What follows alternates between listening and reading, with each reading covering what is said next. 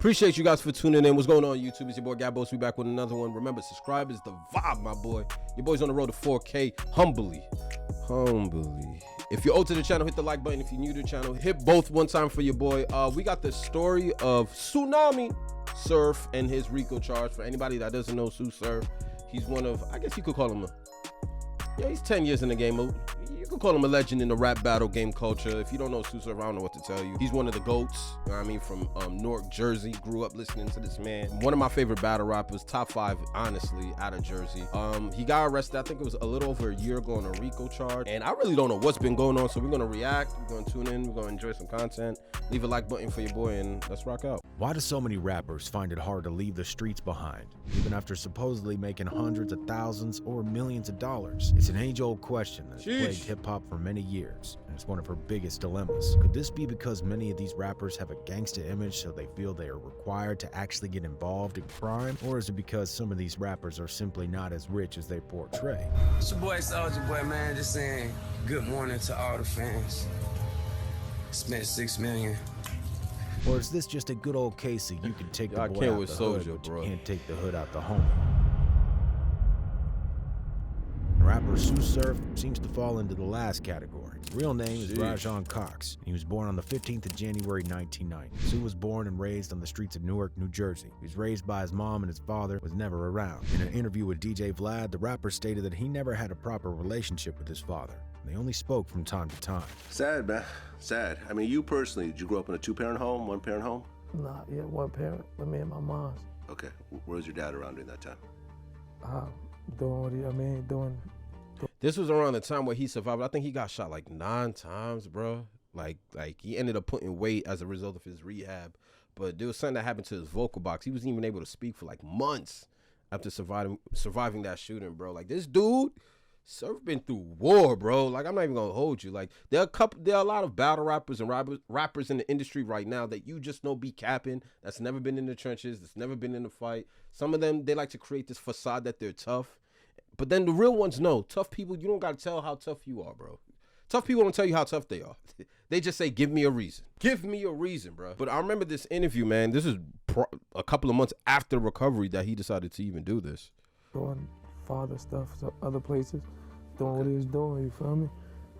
So did you have a relationship with him at all or not? Yeah, really? we spoke, you feel me? We spoke. Like, I mean, I wasn't act like he was one of them, you know, I ain't never seen my dad. Sue's one of those rappers who knew from a very young age that he wanted to be a rapper. His passion for hip-hop was further inflamed by his mom when she brought him a karaoke machine. You'd probably say that the karaoke machine helped him hone his skills when he was just a kid. Sue never let it out of his sight. The rapper even stated that his 8th grade yearbook simply said rapper because that's what he always wanted to do. But unfortunately, as much as rap was always his passion, Sue was also exposed to a life of violence and criminal activities at a very young age. A young Sue Surf witnessed his first murder when he was just 13 years old. This was also the time that he joined the Rolling 60s neighborhood Crips. But during this period, Sue was shuffling high school responsibilities alongside a life on the streets. Sue attended Westside High School, graduated at the age of 17. But about a year after he graduated from high school, Sue caught his first run-in with the cops when he was 18. He was arrested for an illegal gun charge and sentenced to spend 3 years in prison. However, the rapper decided to fight the case. Therefore, he spent the first year of his sentence in Essex County Jail while fighting the verdict. He spent the second year out on bail before he was eventually agreed to serve his sentence and spent 20 months in prison. But it was while he was on bail for this charge that he delved into battle rapping. In 2010, Sue made his Ultimate Rap League debut in a battle against rapper Young Ill. This surely improved his rap skills, as Sue stated that he was known as the best rapper in the penitentiary when he was eventually starting to serve his sentence. And also while serving time that Sue became a father. His baby mama gave birth to a girl while he was out of prison,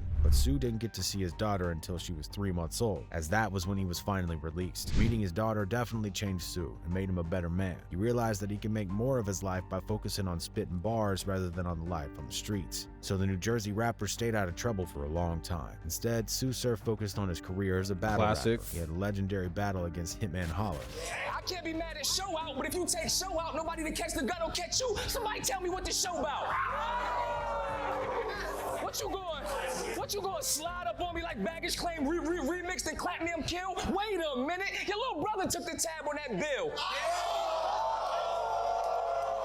After some time, he eventually transitioned into He spit some harder shit. I don't know why they didn't put the heat. Sue released a 14-track mixtape in 2016, and his career was truly on a rise. His talent was now bringing in money and could now take him out the trenches. Sue's career had grown to a stage where he was going on tour with the likes of Joe Butt. He's truly heading in the right direction and staying out of trouble. But remember what I said about taking the boy out the hood but not the hood out the homie? Well, that's exactly what happened. March 2017, Sue Surf was arrested on an attempted murder charge. After one of his homies had been shot, Sue wasn't gonna let it just slide. Instead, he allegedly shot the op who belonged to another Crip set, and he was picked up by the feds after. And if he had been found guilty of the charges, he could have been sentenced to life in prison. Still, the battle rapper was kept in jail for a year while fighting the case. He was about to throw away a career that he had witnessed so much success despite not being at its peak yet. Sue had become so successful that people were asking him for autographs, even in prison. Fortunately for him, he was able to beat this case, and according to the rapper, he spent over 60 racks on lawyer fees while trying to beat this charge. But this wouldn't be the end of Sue Surf's troubles, and Sue Surf's next challenge would be one of his biggest challenges ever. 60K on lawyer fees? In My 2018, God. Sue caught lacking while driving through his op's hood. Sue states that he was dropping a friend off and not there to cause any trouble, but that didn't stop the ops from gunning for his life. Sue Surf was waiting at the traffic light to go green when the area turned into a war zone. From the passenger seat of the third car behind Sue's car, the shooter came down from the car and headed for Sue's vehicle. Sue only realized his life was in danger when the bullets started flying into his car from the passenger area. You know what I mean? That first bullet hit me, and you start thinking like, what the damn, it's my time? Oh shit. Oh, this what you've been thinking about all your life. Cause you know what I mean, if you're a street, feel like every that's been in the street, think about that shit. Like you think about, cause all the homies go and people die, and ops die, and other niggas die. You think like, damn, you feel me? Like how my shit gonna end? Sue caught 5 bullets as he was shot twice in the ribs, twice in the stomach, and the last bullet piercing through his arm. You know what I mean? So after that first shot, that shit like, damn, this how it's gonna end right here. And then everything just picked back up. Boom, boom, boom, boom. You know what I mean? Everything else is just fast motion. You know what I mean? Sue Surf was now covered in his own blood while wheezing for air and breathing shakily as he saw his life fleeing from his body. But that didn't stop him from trying to survive. He managed to stumble out of the car as the shooter sped off from the crime scene. Sue eventually picked himself up as his body started to go into shock. Desperate, almost lifeless, and using his instincts as only his fuel, Sue started swinging his arms at the doors of the car trying to drive past him, while the drivers also swerved past him like a bloodied obstacle they had to escape. Sue was eventually able to drag one door open and slip into the vehicle, and thankfully the driver agreed to drop him at the hospital. I'm trying to like pull at car doors as I'm running, and like cars swerving around me and shit, you know what I mean? Or whatever, and then I grab one car door and the door open, and I just fall inside and shit. I'm like, yo, I just fall in the car. I'm like, yo, could you take me to the hospital? He like, look, I ain't from around here. I just got off on the wrong, you know what I mean, wrong exit. Okay. I don't know where no hospital at, you know what I mean? But if you tell me where you gotta go, I'll take you. After Sue Surf got to the hospital, he had to undergo surgery and required 37 stitches to help him survive. Can you actually show that, or? Yeah, of course. How many stitches? It's like 37, some shit like that. Okay, so at that point, I'm sure they put you under. Yeah. Sue recovered from his injuries and returned to the booth. January 2019, he finally dropped his album titled 725. The Let album me tell you something, debuted. man, when it comes to, like, I know I'll never speak from a perspective of a man that's been shot before, but one thing I know about getting shot, man, you don't really recover from that shit. You know what I mean? You don't, even if you get back on your 10 toes, you don't really recover from that shit. These are lifetime injuries that stick with you, bro. But hip hop, they like to embrace that shit, the gun violence and the gun toting and all that. But bro, like, there's a reason. Them joints are deadly weapons for a reason, man. You don't just bounce back from that shit. Number 2 on the iTunes charts and number 29 on the chart across all genres. With all this success, you would think Sue was done with hood matters, or at least no longer involved in any gang violence, isn't it? Well, that's not the case. In the same year he dropped his debut album, Sue had another run-in with the feds. This time the rapper was arrested for another gun possession charge. But none of these cases could have prepared Sue Surf for what was coming in 2022, or maybe he saw it coming because Sue always stated that he had a date with Karma. But you said something in a different interview. You said, I know me and Karma got a date. I'm just waiting for her to ring me up. Yeah. So that's what you were thinking. Yeah, word. At around 1:30 p.m. on the 13th of October 2022, officials of the New York Marshal Service and the New York, New Jersey Fugitive Regional Task Force surrounded a building in Jersey City where Sue Surf and a woman were staying. After noticing the feds were around, Sue and his babe tried to exit through the back door, but they realized that there were too many law enforcement officials that had surrounded the building. Sue and the woman went back into the building. They stayed in for about an hour because the battle rapper wasn't willing to come out, so the cops also barricaded them in. They had to call in hostage and crisis negotiators from the U.S. Marshals and the New York, New Jersey Fugitive Regional Task Force. After talking to him for a while, Sue Surf finally surrendered and was arrested by the feds. Once again, he was taken to the Wessex County Jail. Sue was hit by the DEA with a RICO case. He and 9 other Rolling 60 Crips members facing charges of racketeering, possession of firearms and ammunition by a felon, carjacking, and drug possession and distribution. Sue was also charged with alleged involvement with the criminal gang enterprise, and this is obviously about him being a member of the Rolling 60 Crips. The feds have been building this case against Sue and his homies since 2015, which has helped them file their case on a 51-page document, and it seems most of Sue's dealings went down in the DMs. The cops state that Sue Surf allegedly used an Instagram group to direct his fellow Crip members to shoot all the ops, to buy illegal substances such as MDMA in April 2018, and also conduct